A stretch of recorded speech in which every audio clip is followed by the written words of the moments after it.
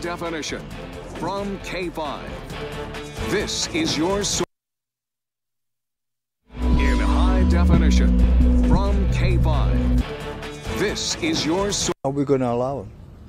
All of us have got to remember this is a tragedy from K5. and we got to work with This them. is your source. Are we going to allow it? All of us have In got to high remember this definition is a tragedy from K5. and we got to work with This them. is your source. Are we going to allow it? All of us have In got to high remember this definition is a tragedy from K5. and we got to work with This them. is your source. Are we going to allow it? All of us have In got to high remember this definition is a tragedy from K5. and we got to work with This them. is your source. Are we going to allow it? All of us have In got to high remember this is definition a tragedy from K5.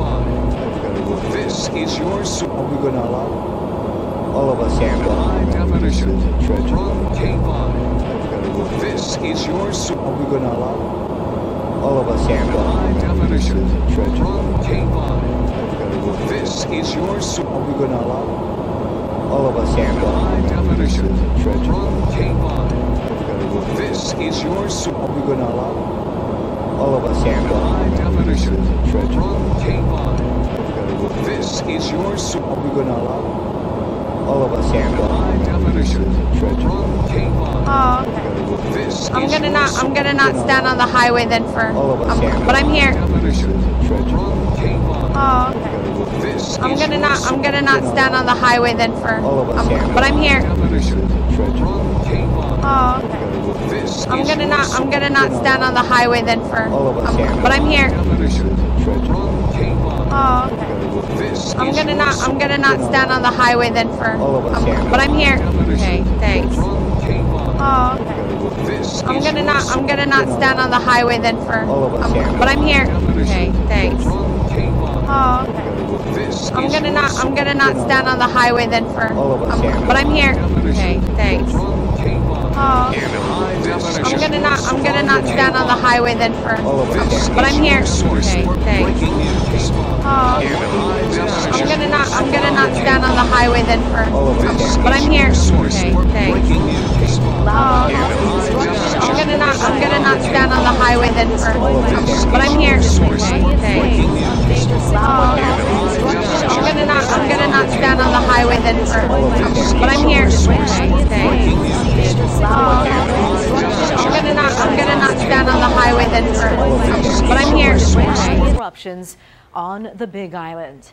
And here's a look at exactly where these fissures are in relation to Kilauea. As you know, the volcano is most active in the islands. Leilani Estates is about 25 miles Makai of Kilauea. The first lava eruption happened yesterday afternoon on Mohala Street.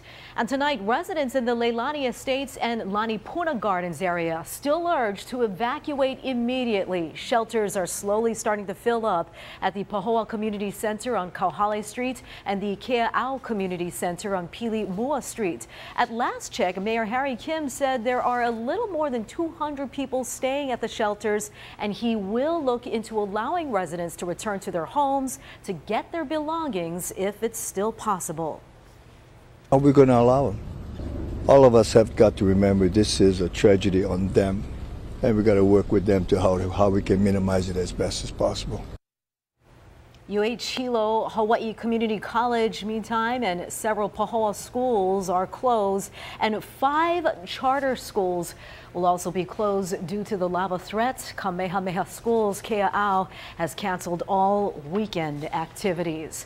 We have team coverage tonight. Our Mileka Lincoln is in Pahoa. Lynn Kawano has an aerial view of the lava and the damage. Guy Hagi's tracking the haze in our forecast, but we begin with Ben Gutierrez live at the Emergency Operations Center. Ben. Thanks very much, Steph. Tonight is actually the quietest we've seen the Emergency Operations Center during the last 24 hours. The day began very rapidly and very actively as we had that first breakout yesterday afternoon, followed very quickly by 5 more throughout the day, especially a flurry of those in the morning, as well as the 6.9 earthquake that you mentioned earlier and the continuing earthquakes. Meantime, the Hawaii County Civil Defense took its show on the road, so to speak. They took questions at a community meeting this evening at Pahoa High School. Hundreds of residents of the Lower Puna area, especially Leilani Estates, came wanting to know exactly what to do, and also they were tried to be reassured by the county officials, while at the same time people who are tracking Kilauea volcano told them that this may be something that will be for the long haul. However, most people are still reeling from how quickly the events developed over the past few days since Monday, when the collapse of the Pu'u'o'o vent during an earthquake started this chain of events. We start with State Senator Russell Ruderman, who had this to say about what has happened so far in this dizzying week. Well, a lot of us are kind of in shock. It happened very fast, as you said. It's really developed over 2 or 3 days, and all of a sudden there's lava coming out of the ground. You know, we thought we'd maybe have more time to prepare and wait and see what happens. Until we see earthquake activity die way down and the ground stop moving, it's likely that this activity will continue, and it's likely that the vents will actually move around some additionally. Scientists in charge at Hawaii Volcanoes Observatory, Tina Neal, told us that the more they see the data from this particular eruptive activity on the East Rift, the more and more it resembles a 1955 episode where several cracks and several events opened up over a period of several weeks and eventually covered 3,900 acres of land in new lava. And they say that historically speaking, while Mother Nature and Madame Pele maybe don't like to always repeat themselves, this one is a very close resemblance as far as the type of volcanic activity. It's not known yet whether the Hawaii County Civil Defense will continue to have these meetings, but they did say that tonight's meeting at Pahoa High School was just the start of a conversation between them, the community, and several of the emergency responders as this lava event continues. But in the meantime, a relatively quiet night at the Emergency Operations Center. Reporting live from Hilo, Ben Gutierrez, Hawaii News Now. All right, thank you very much, Ben. And we're going to continue our team coverage now with Mileka Lincoln, who's been on the ground on Hawaii Island since Wednesday. She joins us live now in Pahoa with the latest. Mileka. Aloha, Stephanie. Yes, we are here at the roadblock that is in place on Highway 130, right near that Pahoa-Kapoho interchange at that junction. And this is in place really as an abundance, just a precautionary measure from officials to prevent anyone from driving, pulling over, and being exposed to what we are told are dangerously high levels of sulfur dioxide that is just coming up into the atmosphere as a result of all of the lava activity in Leilani Estates, which is exactly why that mandatory evacuation remains in place for both Leilani Estates and also, of course, Leni Puna Gardens. Now, one of the major threats, of course, is the lava itself, and we got a chance to see it as it was crossing the road along Leilani Avenue right there near Poho'iki Road, and you can see the steam that was just rising as USGS HVO scientists who were out in the fields collecting measurements, data, using their instruments to try to gather as much information as possible to try to put together a potential projection or path, or at least just try to better understand exactly what is happening down in this area. We had the chance to speak with residents as well, including Ikaika Marzo. He's one of the first people who reported that an eruption had taken place here in the Leilani Estate subdivision yesterday. Take a listen to what he had to say. Like after the first eruption yesterday on Mohala Street, I said this again. I'm going to say this one more time. She's not done. This is not over. There's too much lava in the system. Too much lava in the system, and a big part of that, we understand, is a result of at least a 600-foot drop at Pu'u'o'o crater. For the most part, residents were very cooperative with the county's mandatory evacuation notice. There was, however, a few instances that we are told from neighbors and also officials in which there were essentially holdouts, people who did not want to leave. We did have one very emotional exchange with a resident who says he just was not able to convince his elderly neighbor to come with him. He said he's been here for a long time. He's seen this before. He's not leaving. He's got his service dog. At his property right now, we can smell no smoke. We can see it off in the distance. But I told him it's now on the bottom side of the hill. Before we had the hill keeping the lava away from us. And now it's at the bottom of the hill. And it was really smoking bad. You could smell it in the air. And just how bad, again, was the potential for sulfur poisoning? Well, it was extreme enough that the Mobile Incident Command Center, which was originally in position at the Highway 132 junction, just off of, again, Pohoiki Road, right where the split takes place for those who potentially could go to either Nanavale Estates or down into Kapoho, they moved that with all of the firefighters, the police officers, the Emergency Operations Center officials packing their things up and hitting the road. And that's exactly why they say the situation down here is so serious, is so significant, and really it just needs to be heeded and treated with respect by all residents who really should not be in this area at all.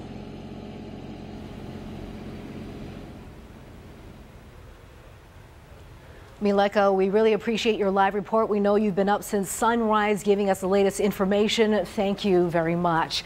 Just this afternoon, the National Park Service closed the entire Volcano's National Park. DLNR has also closed the Lava Tree State Monument and Mackenzie State Recreation Area until further notice. And our Lynn Kawano went up by helicopter earlier today to get a bird's eye view of the damage and path of the lava flow. She joins us live now from the Hilo International Airport. More on that, Lynn. Steph, the situation is constantly changing. The tour chopper pilots tell us just in a couple of hours, the view above Leilani Estates and Pu'uo'o Vent is different from one tour to the next. Flying over Friday morning, there were no fountains that we could see, but lots of smoke pumping out of the ground. Because of the no-fly zone restriction, we're limited to 3,000 feet above the flow. But from here, you can see the clear path. The lava is cutting right through Leilani Estate. Our pilot with Paradise Helicopter says it did not look like this 24 hours earlier. It's gotten a lot longer, absolutely. Like you said, the first time we were there was no lava. You never really know what to expect. When we first got there, it was just one plume of smoke. Now it looks like there's multiple spots along that line. Also shocking to Rob Mitchell, Pu'uo'o Vent. Our flyby showed it drained hundreds of feet, looked almost empty. It's at least 700 feet deep. The whole thing collapsed. It's completely different than it used to be. And he says that lava had to go somewhere. Now that toxic smoke, we could see it for miles as we flew towards Leilani Estate. We could smell it. It was thick as it filled the skies above the subdivision. Reporting live at Hilo International Airport, I'm Lynn Kawano, Hawaii News Now.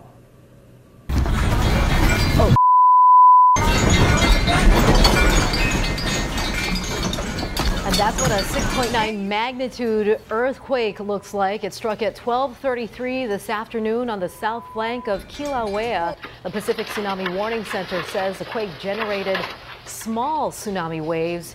There were sea level changes of about 8 inches in Hilo and more than a foot in Kapoho.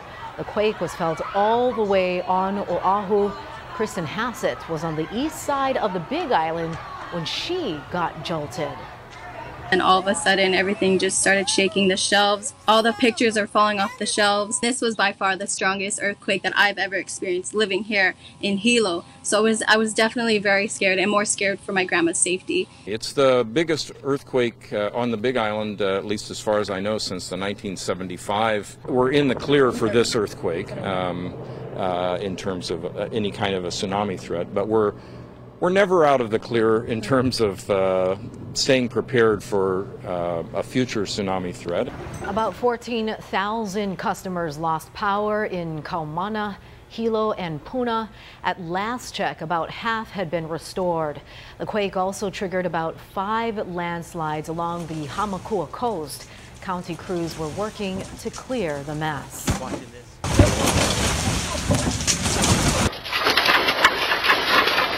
And more footage of the earthquake pouring into our newsroom all day from Puna to Hilo. You saw those cars, parked cars, shaking back and forth. The rumblings could be felt all along the east side and as far away as here on Oahu. sitting on the sofa, and then, you know, the thing just shook like that. My body, I was holding my book, and my hand and my book was shaking. I was laying on the bed talking to my friend, and all of a sudden my bed started moving just slightly, and then you could feel when the tremors got stronger, it just went even stronger. And take a look at this new video just in. Employees at KTA grocery store in Hilo, you can see they were left with quite a big mess to clean up after the big earthquake. A lot of food and drinks littering the aisles. All right, let's get a closer look at those quakes and where exactly they happened with our Guy Hagi. Guy. That's right, Steph. Almost all the seismic activity today on the Big Island occurred in or very close to that East Rift zone around Kilauea. Now, the dots in the yellow, those are the quakes that happened in the last 12 hours. The ones in red in the last hour. Now, you can see the activity continues. Of course, the biggest quake was at 6.9, but there have been many more since, more than 50. Most of those have been rather small, less than 3-point magnitude, but there were a couple close to a magnitude 5. Of course, there's no way to know for sure how long this episode will last or if any more eruptions will result from all this activity. All the more reason to download our weather app. Now, coming up later, we'll check on that flash flood watch. All right, thank you so much, Guy. And we'll have continuing coverage throughout the night during this newscast, as well as online and on our mobile app. Be sure to follow us on Facebook, Instagram, and Twitter for the latest information on this breaking news. Still ahead tonight, this happened after the big tumbler on the Big Island, receding waters at the beach. We hear from the people in charge of monitoring tsunami threats. And you can't see it or smell it, but it can be lethal. How to protect yourself from the effects of high levels of sulfur dioxide.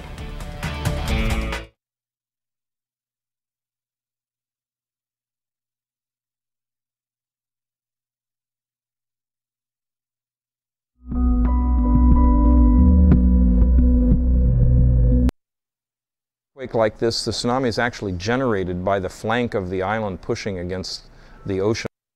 If you have allergies or asthma, make sure you have your medications, especially the people.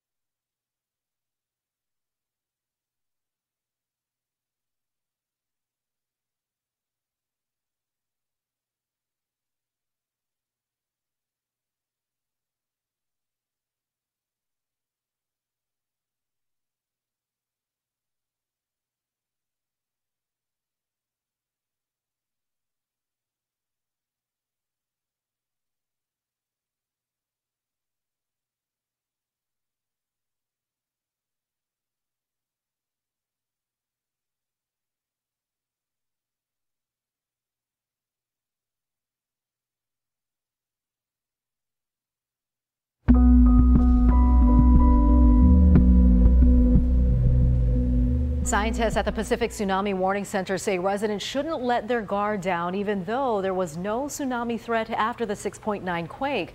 This is new video from this afternoon at Carl Smith Beach Park in Hilo, also known as 4 Miles. You can see the water receding dramatically. It's normally filled and those rocks aren't usually exposed. And this is video at Punalu'u Black Sand Beach of the water receding and people evacuating the shore there. Experts say after a large quake, it's only a matter of a few minutes before a tsunami could hit the coast. From an earthquake like this, the tsunami is actually generated by the flank of the island pushing against the ocean water. So the tsunami is at the coast almost immediately after the earthquake. Just because there is no tsunami threat right now, scientists are urging residents to come up with an evacuation plan tonight. They say if the Big Island sees another big jolt, and it does indeed issue a tsunami, residents have only about 10 minutes before it would hit Hilo, 15 to 25 minutes to get to Maui County, 25 to 35 minutes to get to Oahu, and about 40 minutes before it would hit Kauai and Ni'ihau. Dangerous levels of sulfur dioxide are a real health concern, and emergency officials are warning residents in the affected areas to stay indoors. Just like Vogue wanders to the neighbor islands, this likely will too. Sulfur dioxide is a chemical, so it will likely affect everyone. However, folks with allergies and underlying lung conditions are going to be a lot more sensitive. Symptoms include shortness of breath, wheezing, coughing, itchy, watery eyes, and nasal and throat irritation. If you are in a very close proximity to the sulfur dioxide, it can even cause skin irritation. People with lung conditions need to take precaution because exposure could land them in the hospital. If you have allergies or asthma, make sure you have your medications, especially the people that are closer to it, because it may be harder for them to get it at some point. And then talk to your doctor before you have a symptom. Sometimes we'll say take more of this medication as a preventative kind of protective measure, and that will really be helpful. You want to block it before the actual reaction starts. The best thing to do if you are in close proximity to the sulfur dioxide is to stay indoors. This goes for pets too. Run your air conditioning and air purifiers if you have them. You should also have filter masks, specifically the N95s. They are much thicker and actually seal around your mouth and nose. Our coverage of the Kilauea eruption continues. Also ahead, other news of the day. Over the past 6 months, the state's largest homeless service provider has seen an influx of out-of-state clients. Just how many are coming in? That's next at 9. Also, flames tear through a home in windward Oahu. The damage on the news at 9 continues.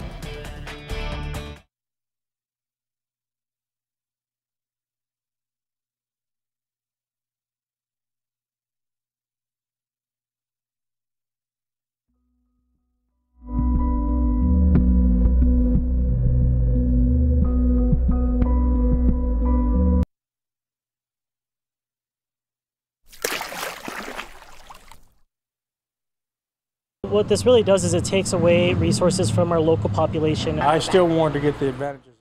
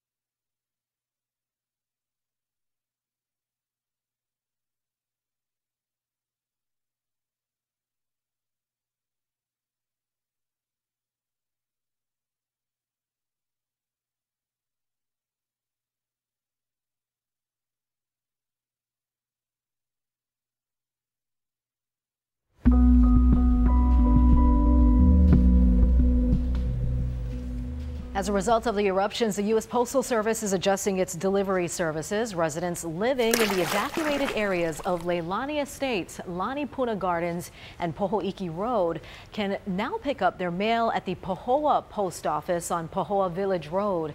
The Hilo Downtown Post Office inside the Hilo Federal Building on Waianuenue Avenue has been temporarily closed. The building was shut down due to structural concerns in the wake of the earthquakes. Meantime, Hawaiian Airlines is waiving reservation change fees for customers. It's for passengers traveling from Hilo to Kona through May 6. This is for flights scheduled through this weekend only. Passengers should change flights before May 13th to avoid paying a fee. And while we've been seeing incredible drone video of the lava, there's a serious warning for drone pilots tonight. You could face a large fine if you fly your drone near Kilauea. The Federal Aviation Administration says drones and other aircraft could interfere with emergency operations. The FAA says only aircraft under the direction of the Hawaii Emergency Management Agency are authorized in the restriction zone. Now to other news of the day. On Oahu, a fire in Kaneohe caused about $320,000 in damage this morning. It broke out on Melekula Street at around 3:15. No one was home at the time. The cause of the fire remains under investigation.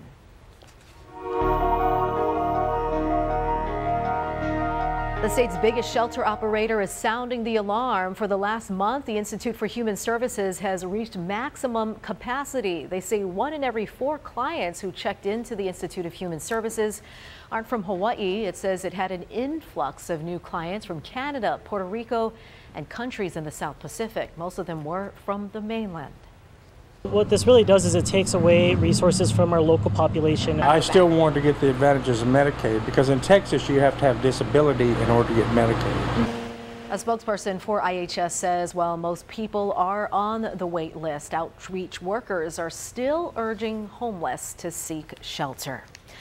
All right, let's take you outside for a live look through our Yes Cam on Oahu. You can see the trade still brisk out there and shaking around our Yes Cam. There's some haze in the forecast due to all those eruptions, and Guy Hagi is also tracking the very latest with the flash flood watch now in effect for parts of the state. He'll be back with the latest details coming up in his forecast after the break.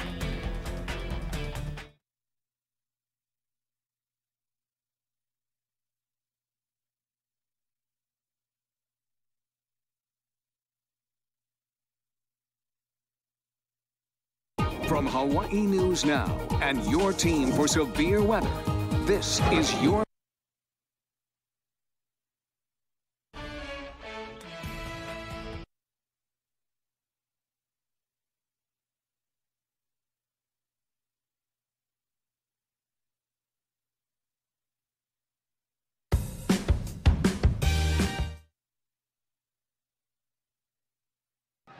Ken King.